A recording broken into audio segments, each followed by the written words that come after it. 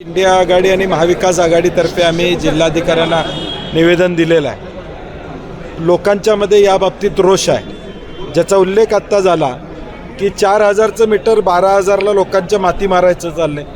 पैसे भरल्याशिवाय आता वीज मिळणार नाही अशी परिस्थिती साधारणपणे निर्माण त्या ठिकाणी झालेली आहे। त्यामुळं या सगळ्याचा विचार करता राज्य शासनानं हा निर्णय पाठीमागे घ्यावा अशी आमची अपेक्षा या ठिकाणी गरज नाही आहे। पोस्टपेड मीटरमध्ये आता ऑलरेडी 1 महिन्यानंतर बिल भरायची मुभा सामान्य माणसांना आणि म्हणून हा निर्णय चुकीचा आहे, ग्राहकांच्या हिताचा नाही आहे। त्याचबरोबर मीटर रिडिंग करणारे 4 लाख लोक या राज्यातले बेरोजगार होणार आहेत। म्हणजे एका बाजूला रोजगार वाढवायचं काम करता का बेरोजगारी वाढवायचं काम करता, हाही महत्त्वाचा विषय आहे। आणि म्हणून प्रचंड लोकांच्यात या बाबतीतली नाराजी आहे आणि त्याचा निषेध करावा आणि जिल्हाधिकाऱ्यांना आम्ही सांगितलेलं आहे की या पद्धतीची भूमिका आमची आहे ती सरकारला कळवावी। शक्तीपीठ महामार्ग असू दे किंवा प्रीपेड मीटर असू दे, या बाबतीत सरकारची भूमिका ही दुटप्पी आहे।